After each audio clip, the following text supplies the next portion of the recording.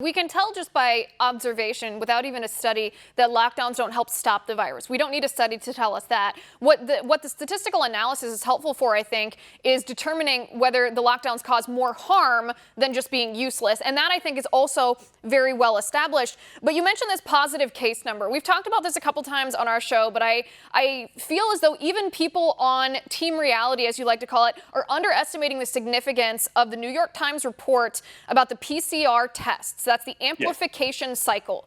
Like I said, I talked about this last night on the show, but it basically means when you get a swab sample for COVID-19, they amplify the genetic material on the swab in order for a machine to detect the DNA of the COVID-19 virus. That's how it pops positive. But if you amplify it too many times, it can detect inactive virus, dead virus, a marginal amount that's clinically insignificant, meaning you don't have symptoms and you're not going to pass it to other people. Talk about how significant this is in all the data that you look at all the time. This is incredibly significant, okay? And in a normal world, the New York Times sets the news agenda for the world, okay? And they broke this story, and frankly, I don't know if it was on the front page or not. I don't know where it was on the homepage for a while, but they broke it. It got some attention, as it should have. But in a normal world, they would have followed this up 10 times by now, and every newspaper and every cable outlet and news outlet in the world will be talking about this. This is a really big deal, and here's why. What we're talking about is the number of times that PCR machine tries to amplify the virus. Okay, so the virus starts as RNA, it's converted into DNA really science is incredible. As I think Arthur Clarke said, at a certain level, science is indistinguishable from magic, and this is certainly one of those times. So the RNA we convert to DNA, then the DNA we cause to replicate. Each cycle is a doubling. 40 cycles is 2 to the 40th.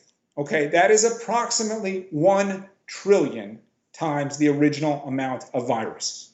Okay, normally you go 20 to 30 cycles. So you amplify the original amount of virus by 1 million to 1 billion times. And that is enough for you to figure out, okay, we initially had some viral load, and now we can, that was in a small amount that was on the sample that we took. And now we can detect it, through this machine.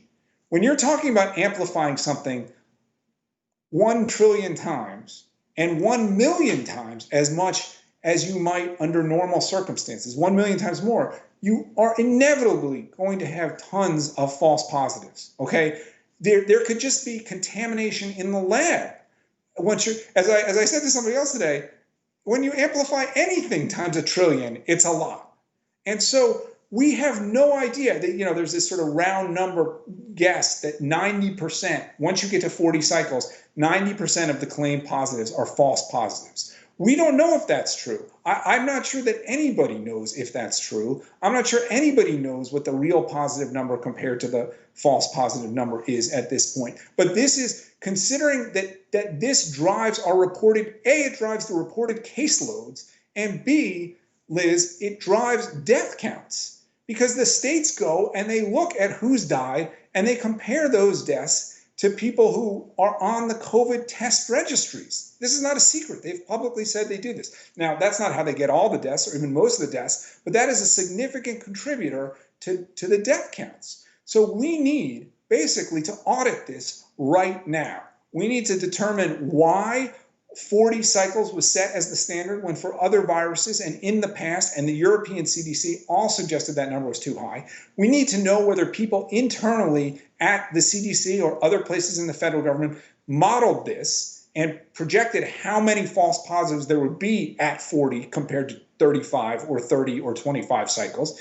And then we need to go and look at the death counts and see how they've been inflated because of this. This is a really big deal, and because it's somewhat complicated and somewhat technical, and because the rest of the media doesn't want to talk about it, it has not gotten 1/10 of the attention it deserves. You know what? It needs to be run through the cycling machines so it gets amplified.